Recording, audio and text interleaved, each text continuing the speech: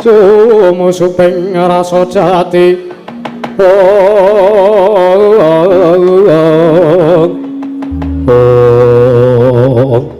tan kaos saking Usmanjing wonten guwit sanggan sangaru kana gandaka capo ingkang mapan wonten sak pinggiring Wanatri Basara ing Wanatik Brasara muhung panenggahing Pandhasatri jadi patri gesang Raden Harya Bratasena nalika semanten candraning Jagagrekadya tuku Sinokartosan panegak Pandhawa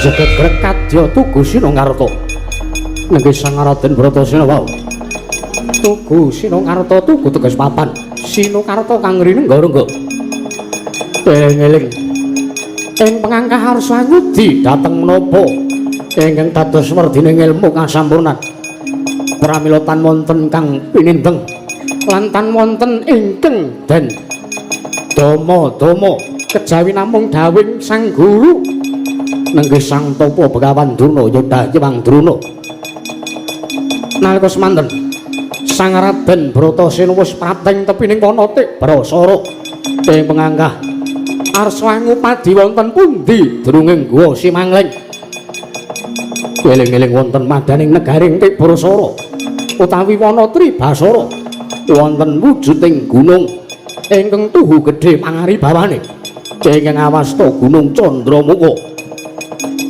saking katebian den dulu dening Sang Raden Bratasena wujuding Gunung Candramuka katon perbawa ingkang angker sangar lan damel giris titah ingkang keduga sakmangke mlebet wonten ing wewengkon Wanatri Basara eling-eling nalika semanten Sang Raden Bratasena sangka wis gedrenging tekad nggadahi ancas lan gegayuhan arsa gayuh ngilmu kasampurnan kawruh sangkan paraning dumadi pramila nadyan kuncatan nyawa arsa tenujuti kocaping panggih sigra cancut taliwondo cancut arane cecincing taliwondo cecawet nalika semanten matek aji Bandung Bandawasa tilaran ingkang pamaning mandha jajan Sang Raden Harya Gandamana matek aji Bandung Bandawasa wungkal bener sikil tengen den balangake mencolot sadhuring antariksa bantol ingkang den pitak dening Sang Raden Bratasena cemplung sak sumur-sumur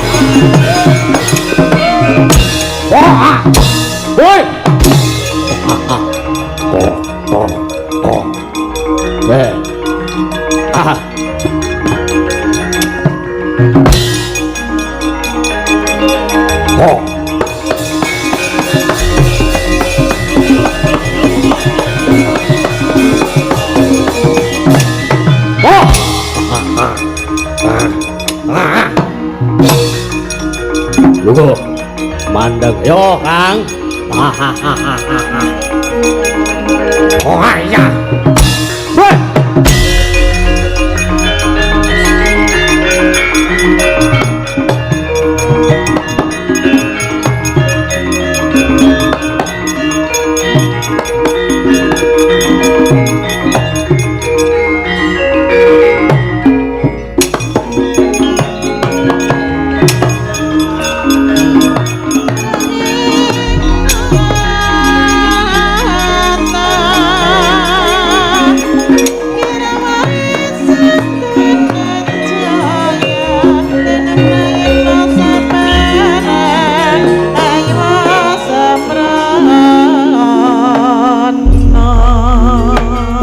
Ingkang puspitarum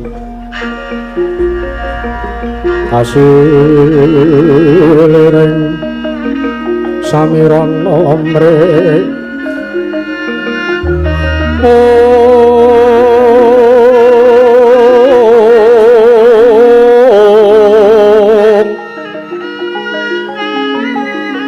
sekar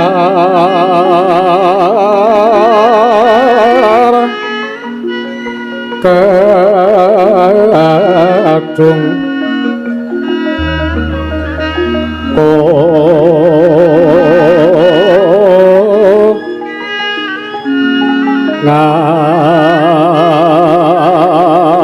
ngas kandhana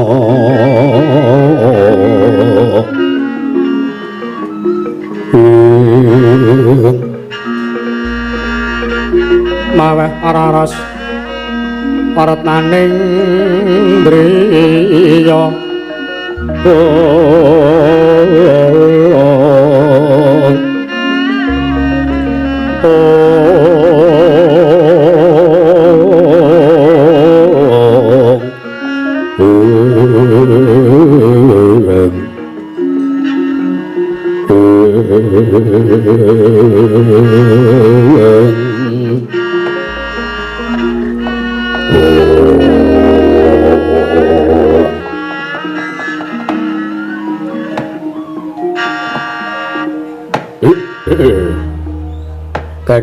kece wali kece setan wali kobra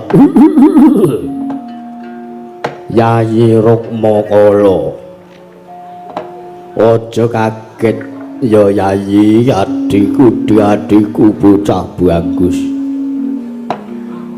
dina iki ya wektu iki pun Kakang kelawan Siadi kadangku Yayi Rukmakala tak kandhi munggah ana sak pucaking harga Candramuka ingkang sekawit wusana Pandara wektu wis suwe wis mataun-taun pun Kakang lan Siadi urip ana ing Gunung Candramuka kewajibane awake dhewe kinen ngreksa sartane njaga kahanan ya wewengkoning wana Tribasaraya ing alas Tibrasara Yayi piye sadurunge aku matur ingkang luwih dawa lan ingkang luwih akeh nggonku matur luwih dhisik aku tak nanjihke karo Siadi lan aku tak nanding kepiye apa ya kerasan sartane apa ya seneng nggonmu mapan ning wana Tribasara kene Yayi Rukmakala bujleng-bujleng iblis lanak padha jek Kakang Rukmuka satemene yen to Kakang Rukmuka nanjih karo aku bab perkara seneng apa ora ya kuwi anggon awake dhewe mapan ana kene Kakang minangka wujuding yaksa aku banget nggonku nrimo kahanan iki ternyatane alas Tribasara kuwi alas ingkang wingit kepati gawat kliwat satru mara satru mati jalma mara mesti keplayu merga sangka wedi marang perbawaning wana Tribasara nanging ngerti ya Kakang angger lan gawating wana Tribasara iki ora kok merga akeh demite ya pancen bener demit-demit bangsa alus bangsa kajiman prajineman isih akeh ingkang mapan ning alas kene nanging nggonku matur ana ngersamu yen aku seneng mapan ning wana Tribasara iki merga sangka kahanan ingkang isih kajaga sartane durung diobak-obak dening tanganing menungsa Kang aku seneng Kang aku seneng merga alas kene isih wutuh alas kene durung dirusuhi alas kene durung dirusak dening menungsa ingkang patrape murang tata lan kejem ora duweni rasa mesake marang kahananing urip lan kahananing alam ya senajan to aku krungu kabar ning Nusawaja wis akeh alas ingkang wis dibabat dadi wujuding negara ning ngerti ya Kakang babar pisan aku ora duwe rasa gelo merga sangka aku nampa paukuman aku kudu mapan ning wana Tribasara ya mong Kang wis ana telung candra iki aku ngrasake kok kaya-kaya pangane awake dhewe kaya-kaya disumpet dalane lire piye aku matur ngono yen to adat sabene pendak-pendak awake dhewe tangi turu metu saka kahanan Guwa Simanglek mesti kahanan ngarep guwa mesti wis cemepak wujuding sata kewan mbuh kidang mbuh menjangan mbuh kancil kebu banteng lan sak panunggalane ya mung wektu dina iki kok ana telung candra tak rasake rejeki lan pangane awake dhewe kaya-kaya ana ingkang mambengi Kakang kagyatri sang kapirango rinangkul kinempet kempet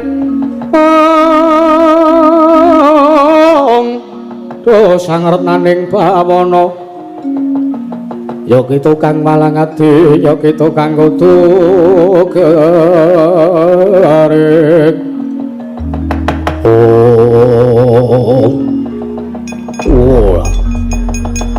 Yayi Rukmakala apa Kakang Rukmuka ngerti ya yektine nggonku nglumpukke kowe tak caketake kananmu ana ing sapucahing harga candramuka iki aku mung arep ngrembug perkara kuwi ya mung wingi-wingi aku arep matur ana ngersamu ewet perkewo rasaku merga mundhak dikira sinengguh Rukmuka iki titahing Gusti yang ora isa nampa marang kahanan ning mangerti apa ingkang mbok aturke klebu apa ingkang mbok rasake iki padha kelawan apa ingkang sawetara wektu ya kananing wektu telung candra aku ngrasake yen to dewa kaya-kaya mambengi marang pangane awake dhewe sik Kang nek sampean nyalahke dewa sampean luput nek sampean ngluputke Jawata sampean kleru merga awake dhewe ning isa mapan ning kene iki ya merga saka keparenging dewa dadi awake dhewe mbok entuk pangan apa ora kuwi wis ngenteni lan jagake saka ngersane sing gawe urip awake dhewe ora mangan iki ya saka keparenge sing gawe urip ewadene awake dhewe mangan iki ya sing gawe urip ngeparengke awake dhewe golek pangan digampangke pangane awake dhewe kuwi ya kersaning Gusti pangane awake dhewe digawe angel ku ya saka kersaning Gusti dadi ora sanggep ya tak kira bab lelakon iki nek mung bab pangan awake dhewe iki ra kangelan ya Kang tak kanthi golek alas liya ora sudi lho aku rawani nerak walering dewa merga awake dhewe dipapan kene ngalas kene mung nampa dawing Jawata yen to ngasi mengko awake dhewe nglencati lan lirwa ing pakaryan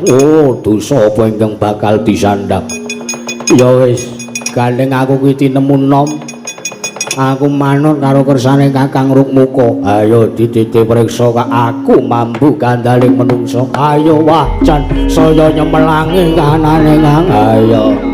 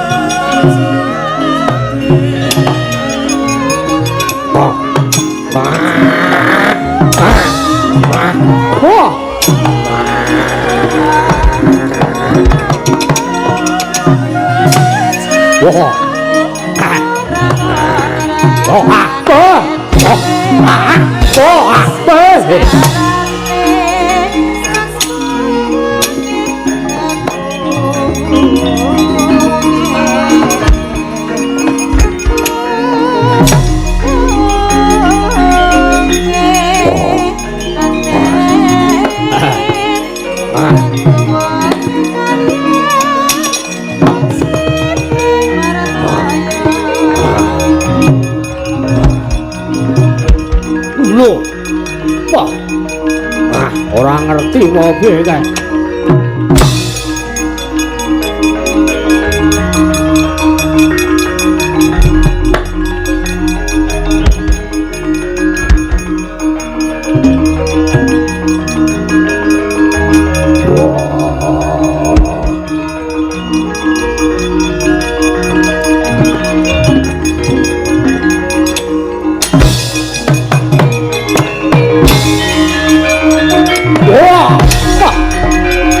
edan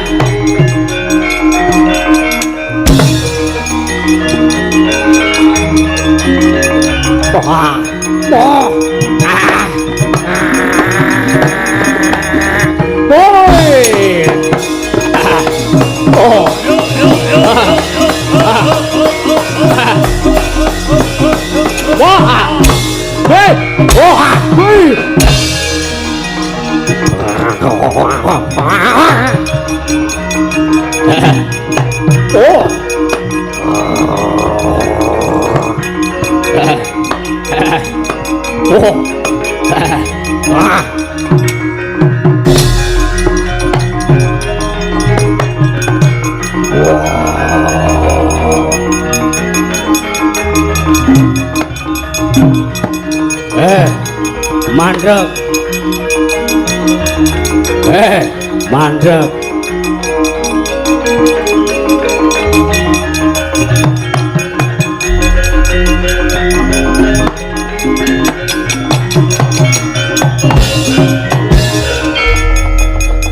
wah idat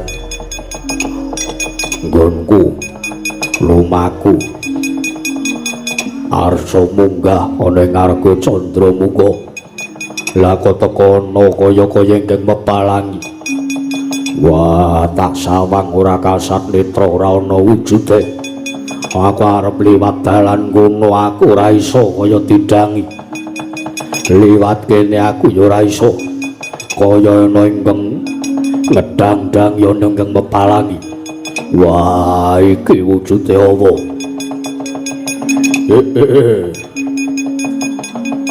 bujleng-bujleng iblis lanang padha jek-jekan lah kok dadi ana satriya mulang sarak iki Kang ayo yayi satriya piteksa mlebu wewengkon Wanatri Basara wah saya ling aneh-aneh ora ana wujude nanging ana suarane kowe bangsane ngopo kowe wujude ngopo tan samar pamoreng sukma sinuksmaya winasya ing asepi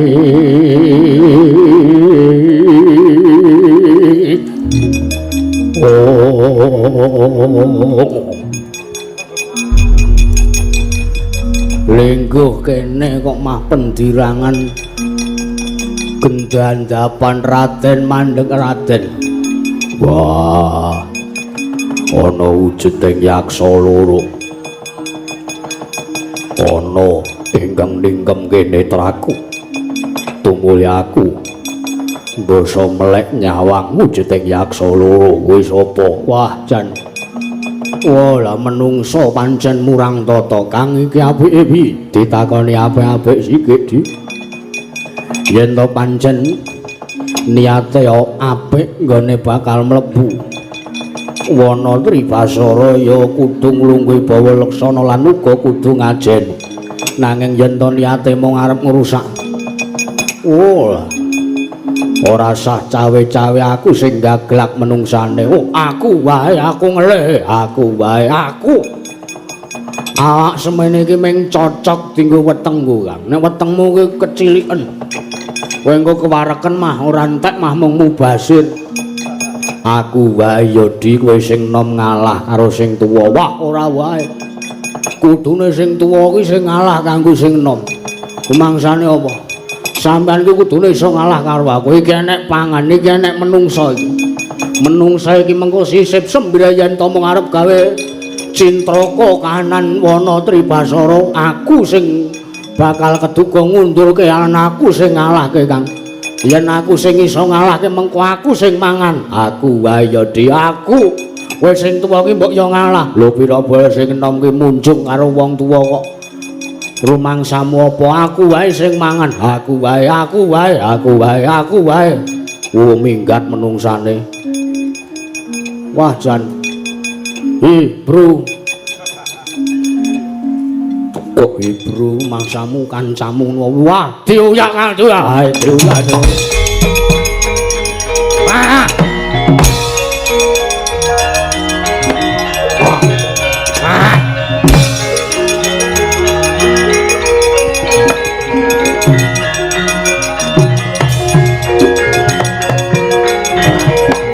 mandek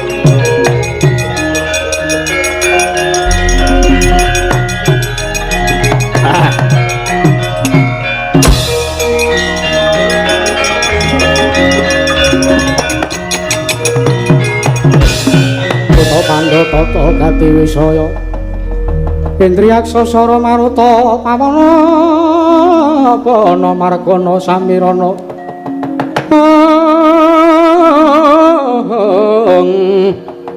Samirana lan Warayang Wisikan Magulingan 5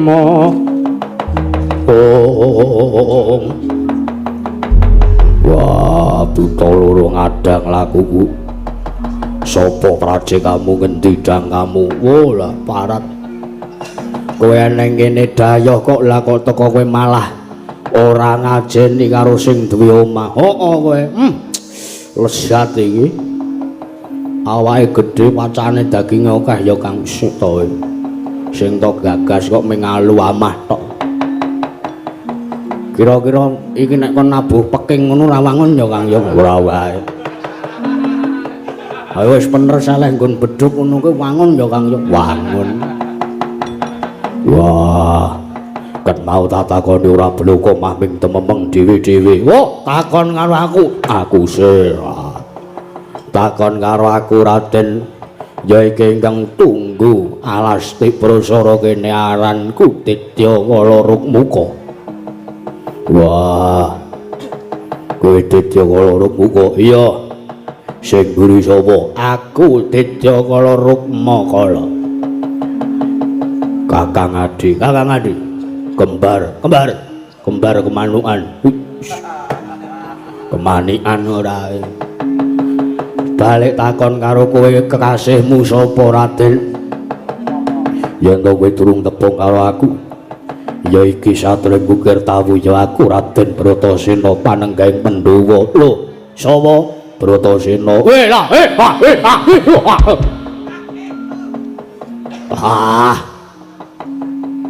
sapa mau sapa Raden Wah, buta kopoken. Aku Bratasena. Bratasena. Ayo ne tumpu undung. Ninang tandang tumplek. Dasar ayo lencer kutik ndro-tandro. Buta kentir wah aku wis ngelih tenan aku. Aku nek ngelehi jan nang pikiran semrawut Kang.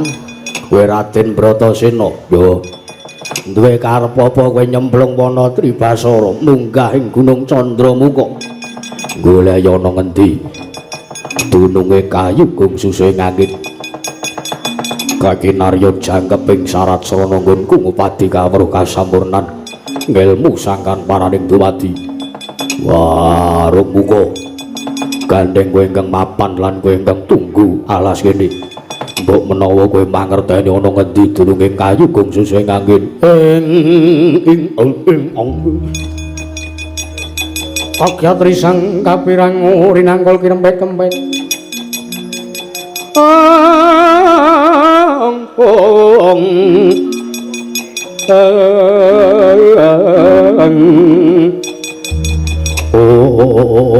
Wala parat lakon teko jebul Raden Bratasena ngupati kayu gung susue ngangin Kang. Lah iya monggo kayu gung susue ngangin kuwi pusakane awake dhewe. Lah iya wah dah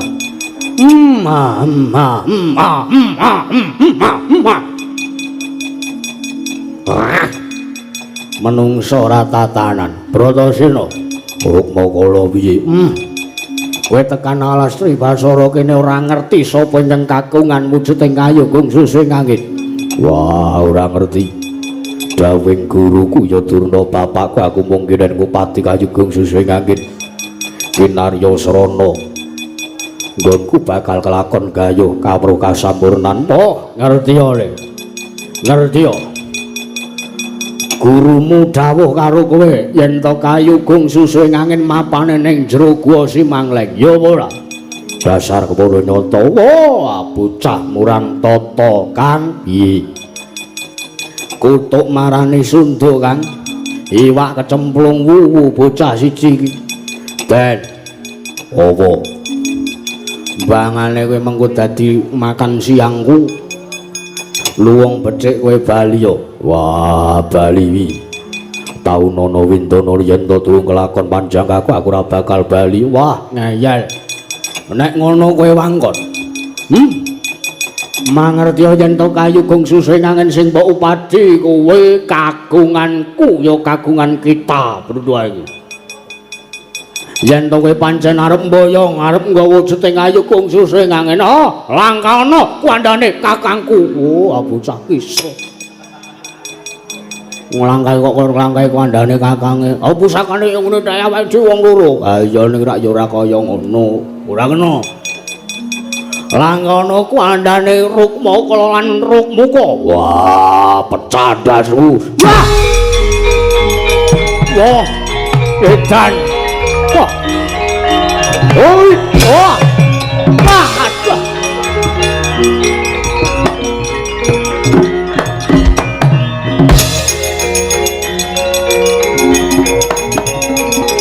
Oh.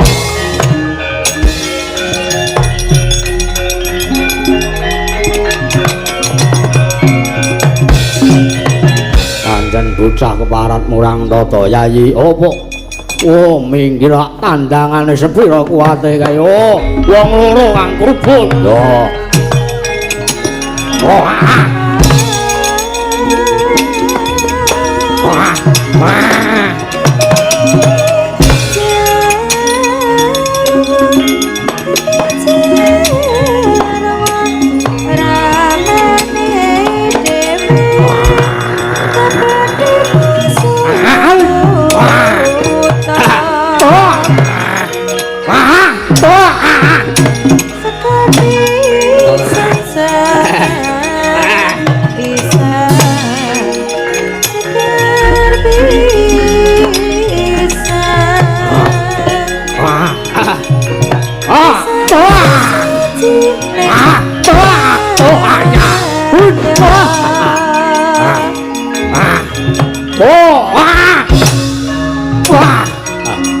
mati kowe.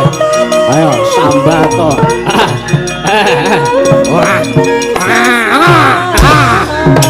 Ayo mati kowe. Oi, mati kowe. Oh, mati kowe. Ya. Sucung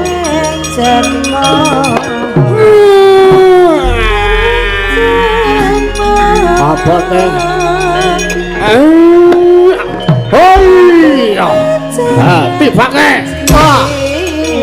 Hoi,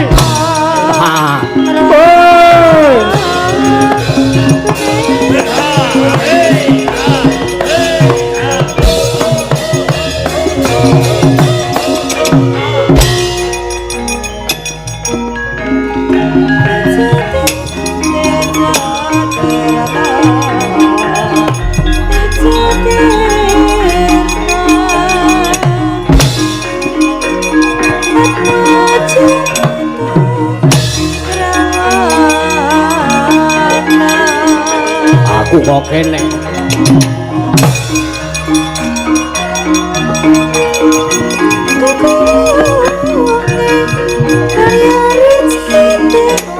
Oh, mati kowe. Oi, wah. Ya, sambat kowe. Oh.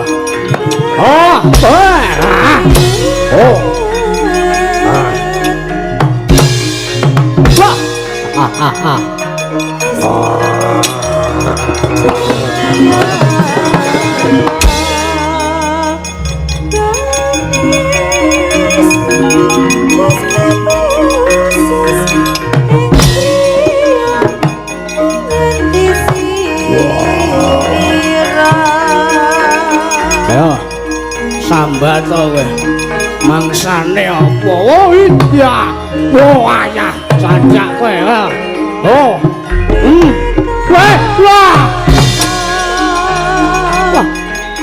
Wah. Wah, iso males kowe.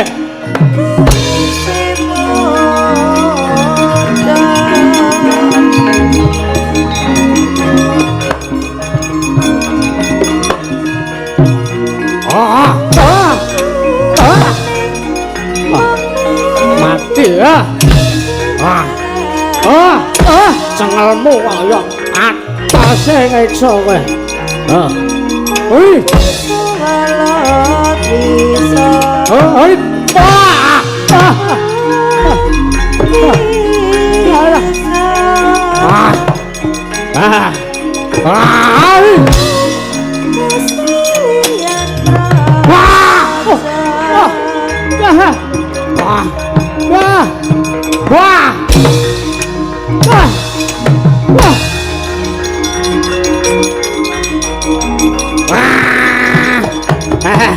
Ayo. Wah. Wedan. Wah.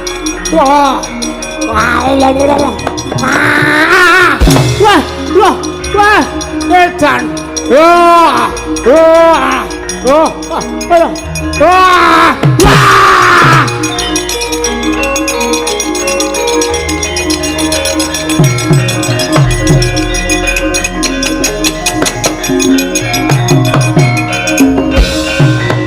Sirna marga layu nenggih yaksa kekalih Dedya kala rukma lan rukma kala nalika semanten den dukumba mestakane dening Sang Raden Bratasena nalika semanten kalaning jagat gaweaning para dewa ical wujuding yaksa kalih badhar wenteh nenggih Sang Hyang Bathara lan Sang Hyang Bathara Bayu.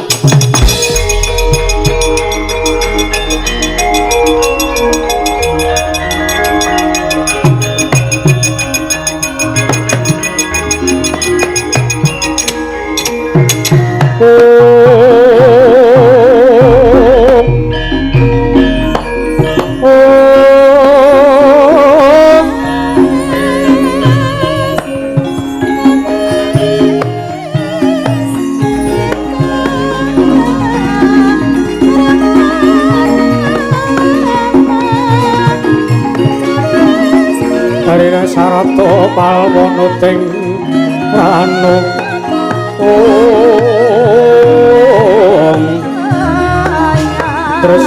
rasane rotene kanggo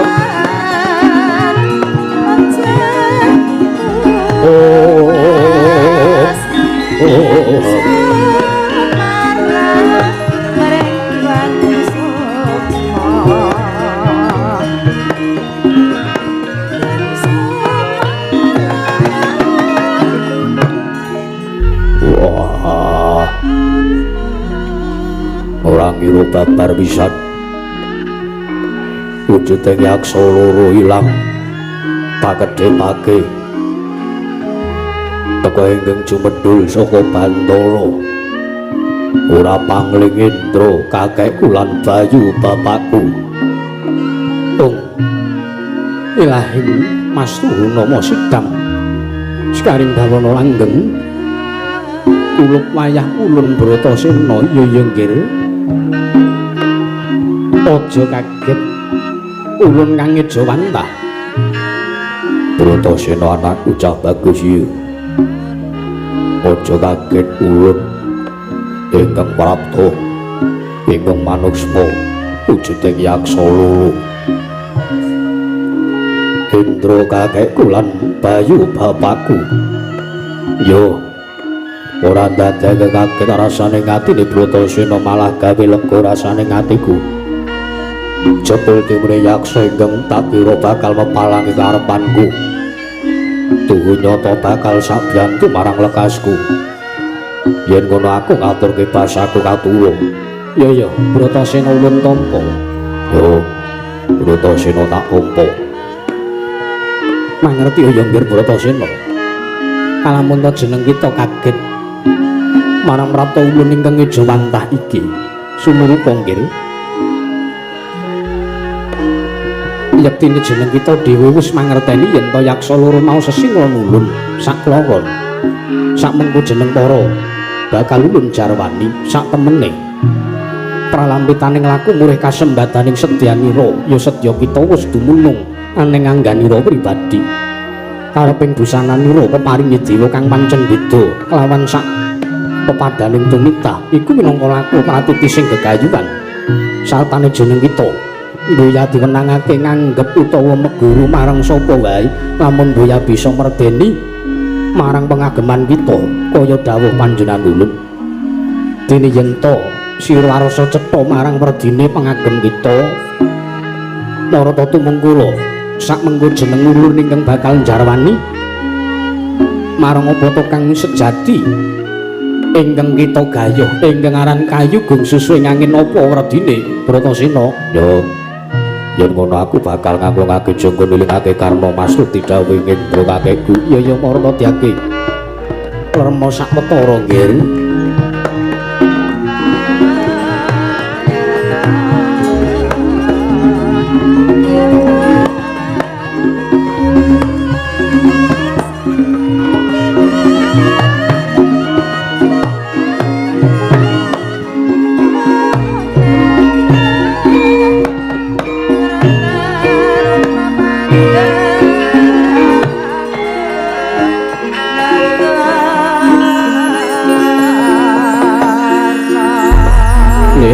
seswa umatur marang pari sang Mahayogi sang Wiprakadi paran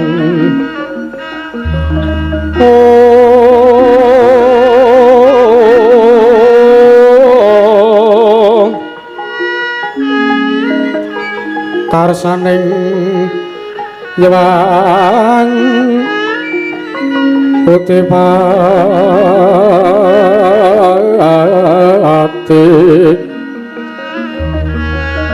yo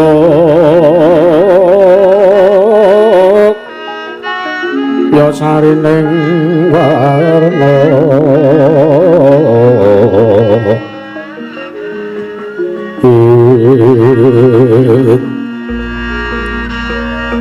kanggo melaraning bumi Mukilun tadao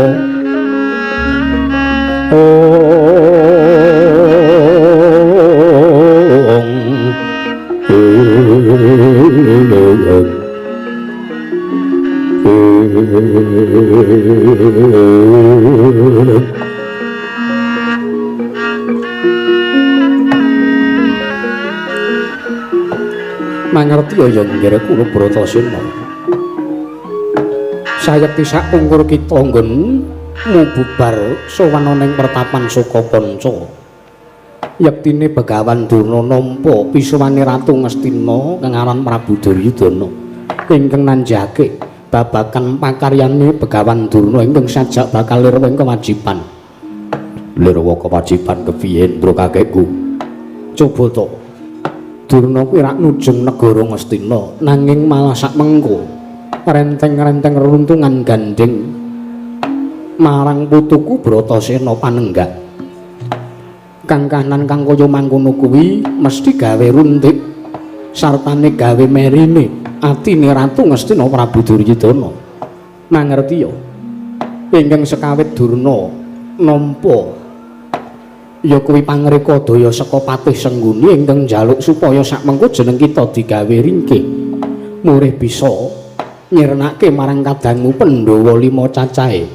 Wekasan Begawan Durna kaya-kaya gawe pawadan njlomprongke marang putuku si Bratasena supaya ngupadyana ngendi dununging kayugung susuwing angin. Mangerti ya?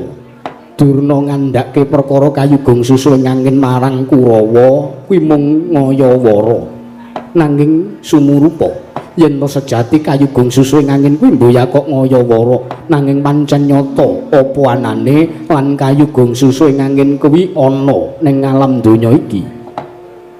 Yen pancen kayugung susuwing angin ana wujude, wah banjur ana ngendi lan apa pitukane? Yen to aku kudu mati nggonku bakal gawe wujude kayugung susuwing angin. Aku rawi ringo-ringo bakal tak wujudi Ndra kakekku. Yektine kayugung susuwing angin kuwi mboya kok mawujud kaya dene kayu lumrah. Nanging mangerti ya, yektine kayugung susuwing angin kuwi tembung sanepa. Tembung sanepa teges tembung sanepa kuwi dudu kok kahanan sing saknyatane. Nanging kuwi tembung pralambita, tembung pelambang, tembung sanepan. Yen to ora setiti nggonmu ngonceki mesti bakal kejlomprong. Mula pengangkahe Durna utusan kelawan jeneng kita mlebu ning wewengkon Wanatri Basara kuwi ora kok mergo arep gawe ringkih kita nanging pancen wujude kayugung susuwing angin kuwi ana. Wah, nek pancen ngendi kamu ana Marata kaki terangno. Mangerti ya? Kayugung susuwing angin kuwi jarwane manggene. Kayu kuwi teges karep utawa kajeng ya gegayuhan lan kekarepan. Gung wis ngarani tegese gedhe. Susuwing angin kuwi teges dalan mlebu metune napas ya napase menungso. Tegese piye? Tegese mangkin ninggir Bratasena. Kayugung susuwing angin kuwi werdine yen to jeneng kita duweni kekarepan, duweni kajeng sartane utawa gegayuhan ingkang gedhe. Lan sak mengko gegayuhane kuwi dudu gegayuhan enteng toh nyawa ibarate. Mula kang mangkono kudu sartane kudu dibarengi kanthi aringing napas lan lereming pancandriya.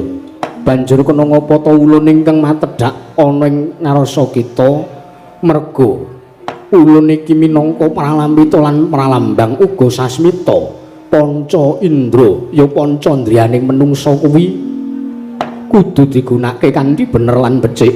Yen to ngasih mengko kleru lan kesuwun ning dalan ingkang kleru, tundane bakal gawe kapitunaning titah, ya titah kuwi dhewe. Mula kang saka kuwi, kayugung susuwing angin kuwi mboya kok mawujud nanging yen to pancen jeneng kita Bratasena kepengin ngupadi kawruh kasampurnan ngelmu sangkan maraning dumadi, ya lambarana kanthi ati sing ikhlas lan penggalih ingkang wening. Aja ngongso sartane aja kemudu kudu aja duweni rasa sakmengko ing rasa ingkang gedhuwuren, sabab rasa ingkang gedhuwuren kuwi mung gawe gelaning ati kita dhewe. Ya mula kang saka kuwi kayugung susuwing angin ingkang kudu mbok pratelake sartane kudu mbok ugemi lan mbok gegem sakjroning uripmu selawase. Yen to jeneng kita duweni gegayuhan kanthi ana aringing napas lan lereming pancandriya kudu bisa meper marang bal-babaling kanepson Bratasena. Sumangga anggara sesumbara Mawalindo bumi kuncing kumalutuk kuntur ketok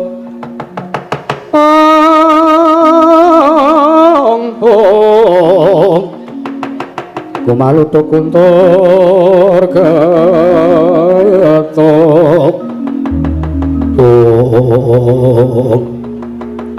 wah lerem rasaku jebul tinemune apa ingkang dikandhake lan dingendikake dening Durna bapakku iki mau mung wujuding tembung sanepan iya yektine mangkono banjur sapa ingkang bisa mertekke marang perdining sandanganku nderek mlaku marata diagi kanthi ana rasa pengati-ati sak mengko kelakon gayuh ngilmu kasampurnan uga bakal barengi kelakon nemokake werdine sandangan kita Bratasena anakku iya yektine pancen ingkang dingendikake dening Indra kakekmu iki mau bener lan mangertiya gandeng sak mengko jeneng kita Bratasena anakku wis gelem nuku kanugrahan iki sartane wis gelem ngupati apa sing dadi ordine kayugung susuing angin sumurwa wah ulun bakal maringi wujuding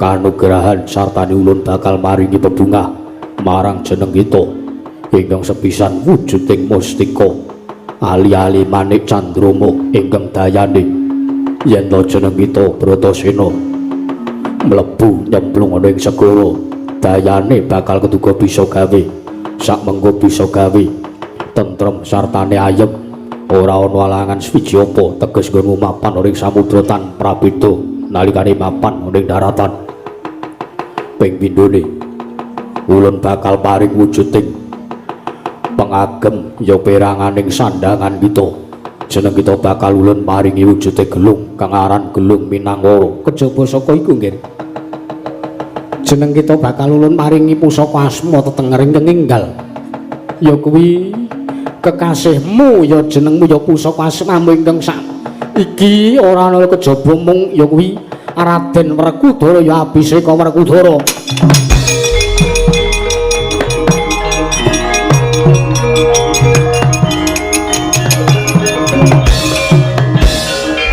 wah aku kaparingan teteng Raden Werkudara ya Bratasena ya ya wis apa sing dadi dawuh Indra kakekku lan Bayu bapakku aku mung nyendikani marata tiage ulun kandi ana ing kono ana wujuding sendang kene ulun bakal maringi wujuding pusaka ngaran Gelung Minangkara dene Manik Candrama yo Bayu bapakku kadherake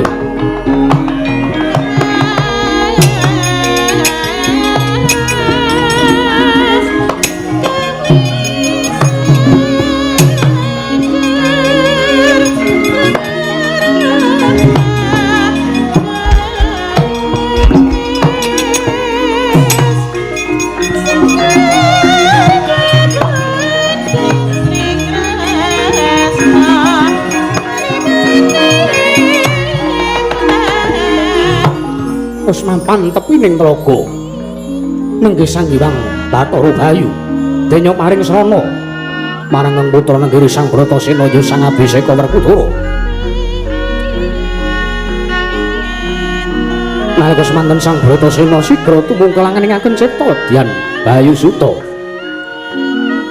ya murwani karya nenggih Sanghyang Bathara Bayu sinartan paring wisik werdining srana angles Risang Bayu Suta wau sareng imut sakalangkung umum dene tanwara moksane kang nawung arya kagyat gradu pinulak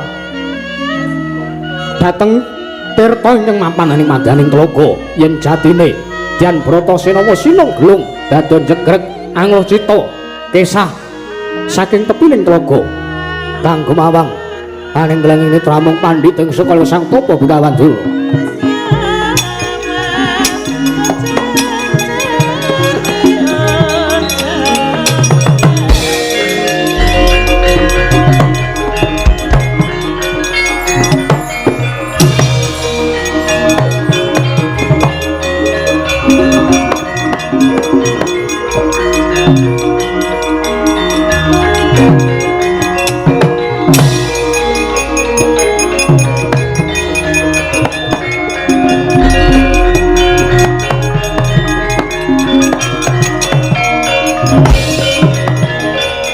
Wah, ngaturke panuwun ngersane Bayu bapakku.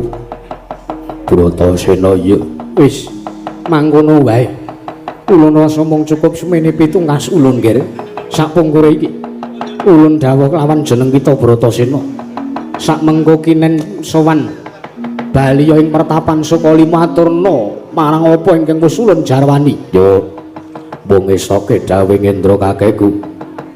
Prastawa dawuh Indra kakekku lan Bayu bapakku ndereke jengkar tindak mungkon kundur makayangan. Iya ulun kundur makayangan nggih ulun jaluk pamit. Hati-hati Indra lan Bayu bapakku.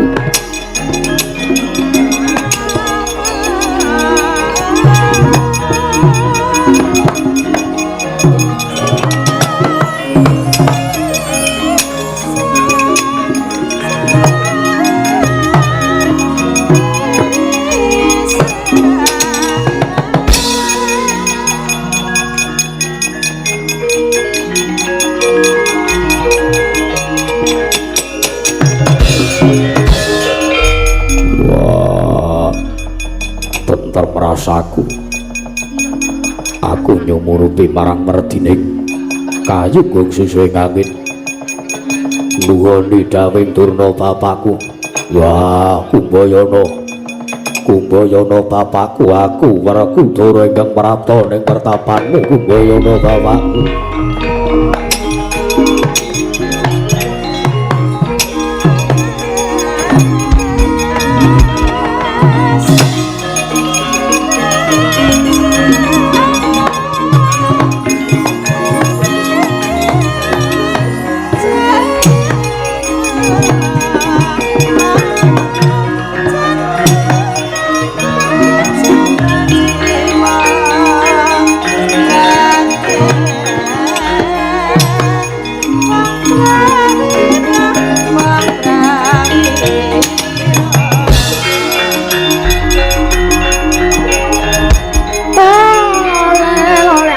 Bratasena.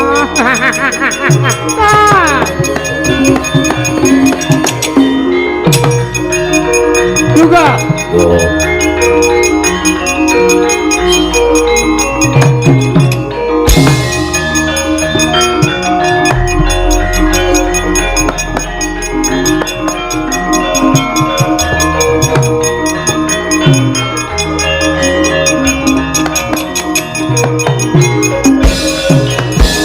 Durna panalinganira lumajaring ratri linenggak jangganira kapisanan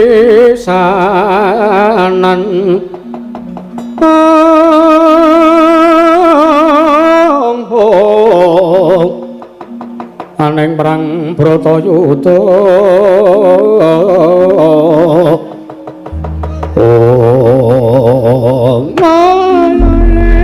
kentas waru gembal manyar-manyar duk neng jungkel wana alas dadi wana adalah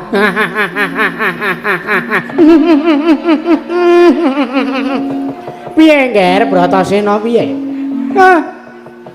nggon musuhan neng pertapan Sukalima nalika semana kowe tak utus kinen ngupadi wujude kayu gong susuing angin.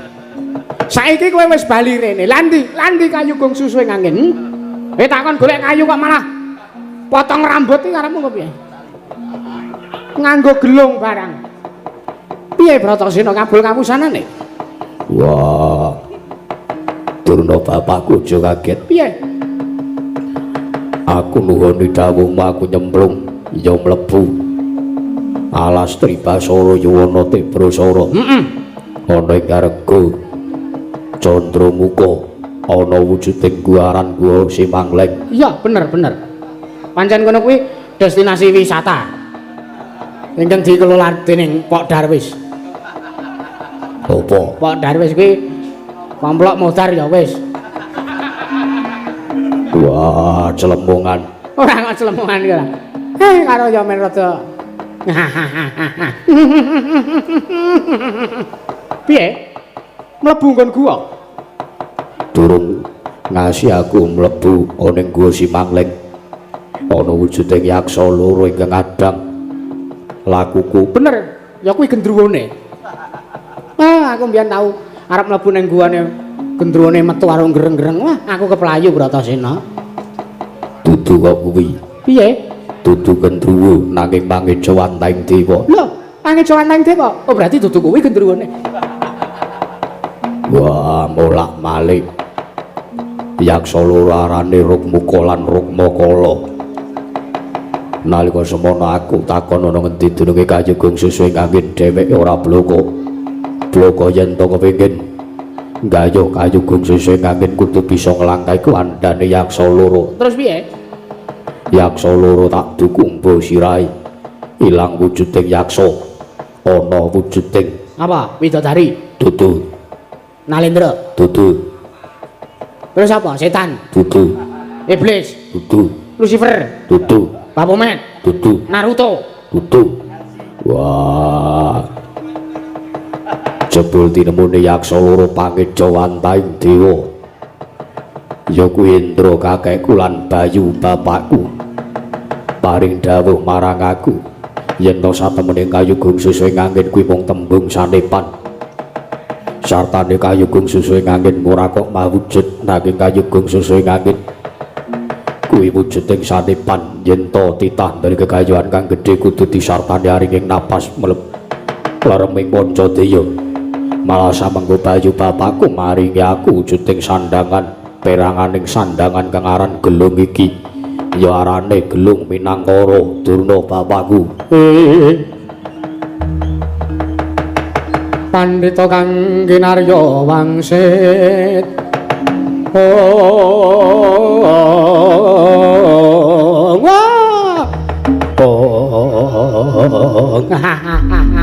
Ya bener, Ger. Bener. Ya sasmitaning dewa ingkang tak tampa kaya ngono kuwi. Sasmita kepiye? Tan prabeda marang apa ingkang wis mbok lakoni kuwi. Banjur aku kudu piye? Apa kira-kira aku wis keduga bakal nampa wejangan kawruh kasampurnan? Nah, pangestumu ya, Ger. Durung. Wah. Tak kira aku wis ketayalan ngupati Kayugung Suswing Angin. Banjur Durna bakal mejangke. Oh, ngene, tak omongi. Iya. Iki minangka jangkeping syarat serana. Syarat serana apa? Lho, piye to iki? Jare warep ngupati kawruh kasampurnan. Yo, Syaratnya ana loro. syaratnya apa? Sing sepisan sing wis mbok lakoni, kowe wis ngupati wujude Kayugung Suswing Angin, wis entuk, wis mbok werdekke, kowe wis dong, wis ngerti, wis tanggap. Yo, Ping pindhone, syarate kudu nggone bakal gayuh wujuding ngelmu kasampurnan iki ora kejaba kudu ngupadi. Satane kudu kasil. Ngupadi ana ngendi? Durunge Kang Tirta Pawitra maning suci. Ya kang aran banyu suci Perwitasari, Ger. Bratasena. Kagyat risang kabirango. Rinangkul kinempet-kempet wah.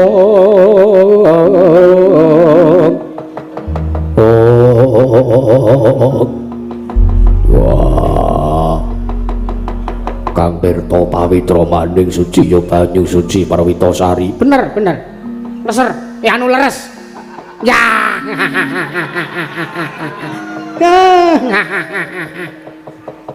Peningalmu kok abang. Dijatah karo Pak Lurah.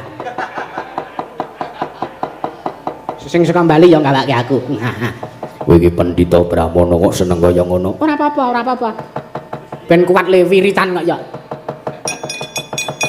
Banjur ana ngendi wujuding banyu suci Perwitasari? Bratasena. Iya.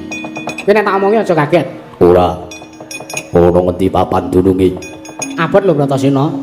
Aja ngendon-ndoni tekadku. Aku wis mantep nggonku bakal gayuh kawruh kasampurnan. Ya. Wis yakin tenan. Wis mantep tenan. Wis mantep tenan. Sumurupa. Gatekno aturku. Oh, yen to kowe kepengin gayuh wujuding banyu suci Perwitasari kang minangka jangkeping srana nggonmu ngupadi kawruh kasampurnan, ngerti ya? Kang Tirta Pawitra maning suci ya banyu suci Perwitasari kuwi mapane ana ing telenging samudra. Bratasena.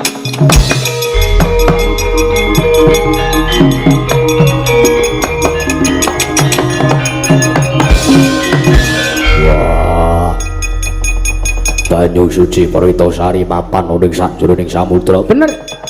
Ngerti ya? mangerti ya. Yen to kowe temen-temen sartane kowe lahir batin, kowe madhep lan mantep nggonmu bakal nggayuh kawruh kasampurnan. Oh, kowe nyemplung segara. Kowe nyemplung segara nggih. Yo. Nyemplung segara. Segara ngendi? Sakarepmu. Yen anteping tekadmu krenteking tekadmu kuwi kowe kepengin nyemplung segara kulon, ya nyemplung segara kulon. Kowe kepengin nyemplung segara wetan, nyemplung segara wetan. Kowe kepengin nyemplung segara lor, nyemplung segara lor. Kowe kepengin nyemplung segara kidul, aja mampir-mampir ya le, aja mampir-mampir. Mampir ngendi? Segara kidul ki akeh. Wong mancing. Neng kono mesti bakal angel nggonmu entuk wujuding banyu suci Peritasari. Ning sak karepmu, sak srekmu, sak sire atimu. Kira-kira kowe iki kepengin sartane ana krentek ingkang misik kelawan talinganmu, kowe kudu nyemplung segara wetan, nyemplung segara wetan. Yo. Taestoke dawuh Durna bapakku nanging aku njaluk. Njaluk apa?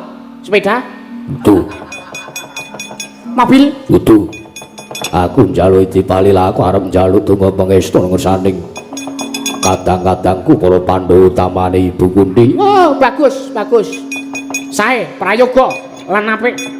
Merga ngene ya ngger pangestune wong tuwa kuwi padha karo pangestune sing gawe urip. Ambo kaya ngapa Begawan Durna nek wong tuamu ora mangestoni kowe meguru karo aku. Wah, tetep ambo, tetep ambo. Yo. Yen ngono aku njaluk pamit. Sing ati-ati. Sing ati-ati. Eling, nyemplung segara, golek ana wujuding kang tirta pamitra maning suci, ya kang aran banyu suci Peritasari ngger Bratasena. Njaluk pamit Durna bapakku. Nganti-ati aja kaya kowe cacile.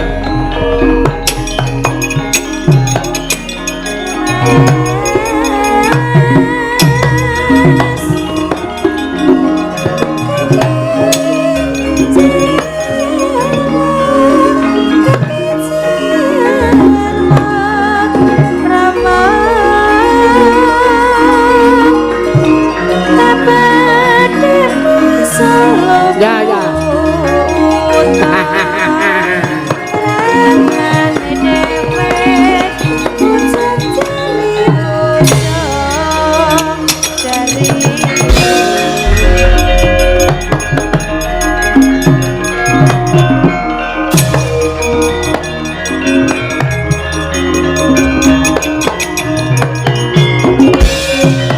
Tinata lamun katututan lamun mangsa prawira diktaya prawira diktaya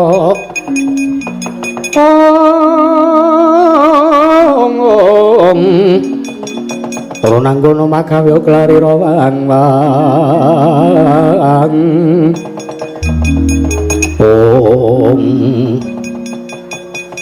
Cek patih sing kene sampean kaya-kaya ora trima, mboten trima, Kang. Lho. Mau jare ngetapke Kurawa ning Wanatik Brasara. Nah ning sing ditutke niku Bratasena. Kamangka Bratasena pun tekan mriki. Nggih. Napa Kurawa ya kan tetep mapan teng alas. Terus nek Kurawa tetep mapan teng Tik Brasara terus Kurawa kan ngapa? Ayo gaple-gaple Pak Remi. Sampeyan iki kok senane ora. Pripun sampean kaya ora trima? Mboten trima. Lha pripun? Mau sampean ngendika nek Bratasena ora kasembadan nggone sampean utus ngupadi Kayegeng Susuwing Angin. Lah niki kok kasunyatane kok malah Bratasena kelakon entuk Kayegeng Susuwing Angin niku pripun niku? Kula pikir nek sampean niku ajeng jlomprongke Bratasena terus mengke Bratasena mati teng tengah Lastik Brasara. Dipate wonten dawuh. Dina apes ki ra ana ning kalender. Liripun. Isa wae ta Bratasena kinayoman dening diwane. Saiki Bratasena urung mati ning mengko. Ngaten nggih. Liripun mengke le mati. Bratasena kula utus nyemplung segara. Nggih. Nyemplung segara. Segara niku akeh iwak. Iwak kaya ta Kartomarma. Lazur ya. Layur sing dawane kaya. Nggih. Cetul ki ra mangan wong ora. Iwak cucut. Cucut bawuk. Ha kuwi cucur kok cucut ora. Iwak hoi. Iya. Jerapah ki akeh mriko. Buron iwak mriko akeh sanget Dipate. Tenan lho. Janji Bratasena mengko nyemplung segara kok isih urip nyawane sampean sing dadi jal. Kula jali wedhus kalih man pripun? Tesih nganggur nika. Wedhuse napa? Kacangan. Mah. Nek meng kacangan kula mah. Sampeyan iki senengane ora. Kula karo sampeyan iki wis kaya dene Kakang Adi tunggal kandung. Nek sampeyan sing baku perkara kararjane Bratasena tak pasrahke sampeyan. Bratasena mati saka sampeyan, ora mati ya sampeyan sing mati. Sangarep sampeyan dhewe pate.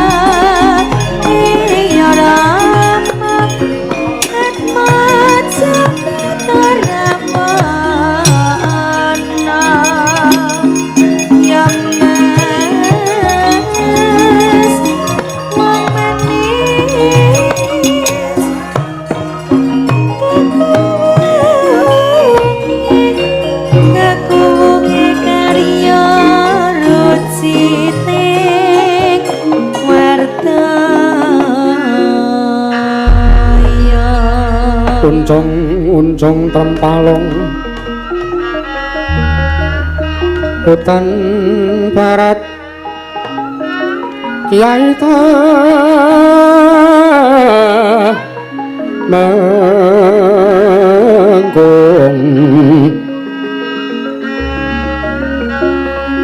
kumobar tutulida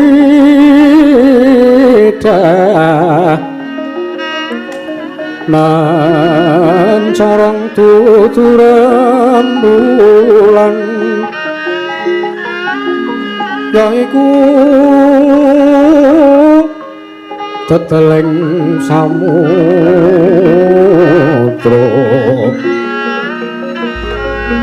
gunung kidul kedheng ana lawe wenang wong wayang kelire raga dalange Jatiswara penonton para sukma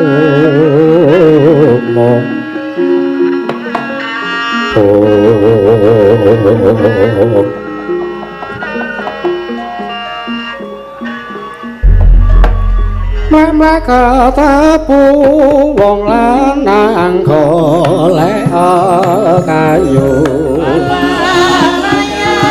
golek pisan bayar golek pisan golek pisan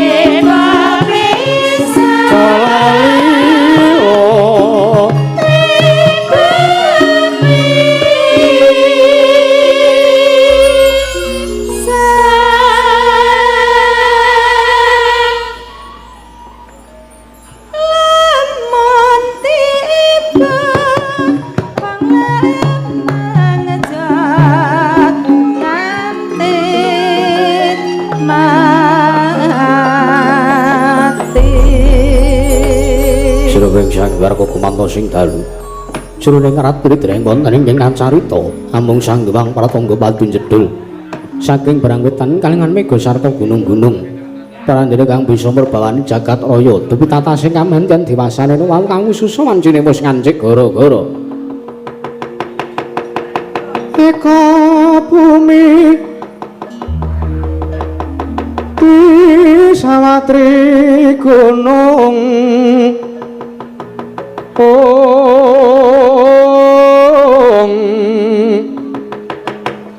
Catur samudra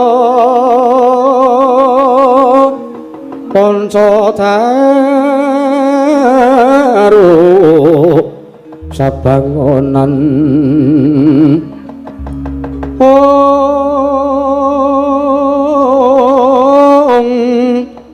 Sapta pandhita tawang